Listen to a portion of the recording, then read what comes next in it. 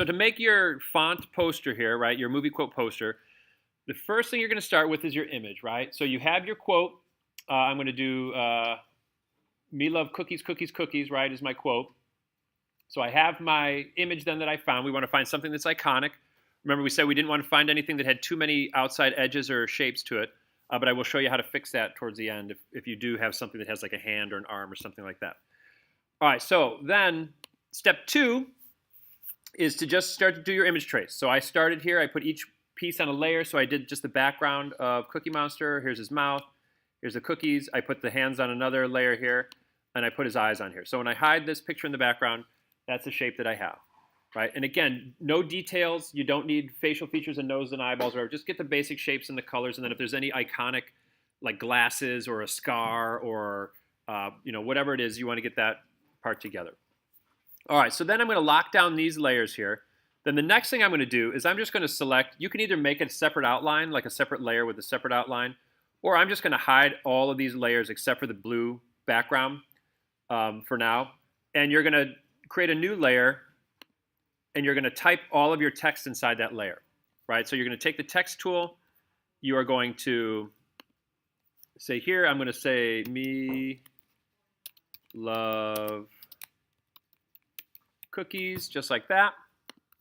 All right, I'm going to stretch this larger. All right, we've been over this part before, so here's my words here. I'm going to choose a font that is nice and thick. So I'm going to use, I'll use Rock and Record here is what I use, right? Then I'm going to take these letters. I need to go to Type. I'm going to create outlines. So what that just did was if I click on these type letters now, they have anchor points on them. I'm also, after selecting all of my letters, I'm going to go to Object, and I'm going to say Ungroup. And now by ungrouping those letters, I can move each letter individually, right? Also, because they have anchor points, if I zoom in here a little bit, I can grab these letters here, and I can stretch them and change them and do whatever I want to do. I can also use the blob brush, don't forget, which is underneath the paintbrush here, and I'm going to use black. And I can also add to my letters this way, and then that becomes a solid shape as well, which is super great, right? So at this point, I wouldn't worry about the pen tool so much for your letters, but you can stretch and pull, or you can draw. If you wanted to hand draw your letters, you could absolutely do that too to save some time. If you wanted to use the blob brush and just paint "Me love cookies" in there too, you could do that as well. It works. The font is sort of a cleaner way to begin, right? All right, so let's zoom back out here real quick.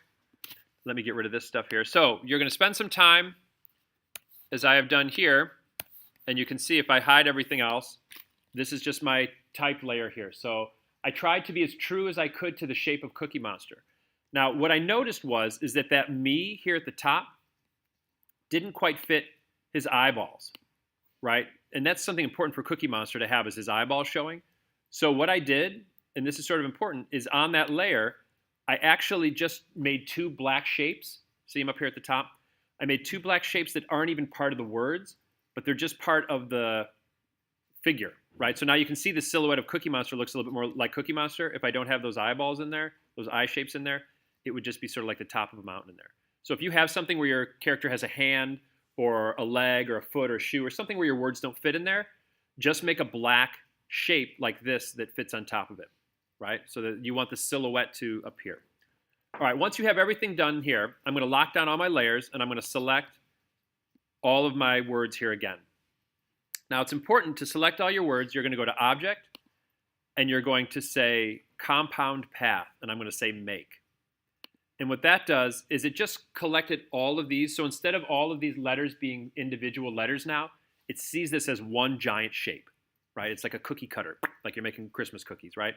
It sees it as one giant shape. If you want to release it, you can just go to Object, Compound Path, and say Release, and it will release your object. The only problem with that is it's going to fill some of your inside shapes with black, all right?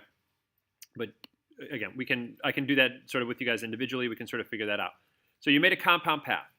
All right, the next thing you're going to do is you're going to show all your other layers here. Oops. And I'm going to unlock those. And again, I'm going to select everything in my group. So I'm going to select the text here at the top, which is this top layer up here. and then I'm going to select all of these pieces of Cookie Monster up until that background layer here. All right, then what I'm going to do is I'm going to go to Window. I'm going to go to my transparency layer here where it says transparency, and this little window is going to open up right here that says transparency. All right, with everything selected, I'm going to say Make Mask. I just made that mask, but don't worry, I don't see anything yet. And then I'm going to click the Invert Mask button. And look at that. There's my poster, right? Then I also put here underneath it, I put this tan color just because I thought the tan looked better, and it also created some separation for the eyes where there was white. So for the background, I just chose a color that wasn't in my drawing. And I also thought the blue or the tannish looked sort of like cookies, and it looked like it matched the blue sort of nicely there too, like that softer. And that's really all there is to it. So you can see here how the top of these eyes, see how these are pieces up here at the top where those aren't letters? If those weren't there, it would look really weird. Like his eyes would just be these weird little swoops at the bottom and they weren't there. So these pieces I put in separately so that I fix that shape. So again, if you have a shape that you want to fix, you can absolutely go back and do that. And that's all you do. Then you export it as your JPEG and you're good to go. So that is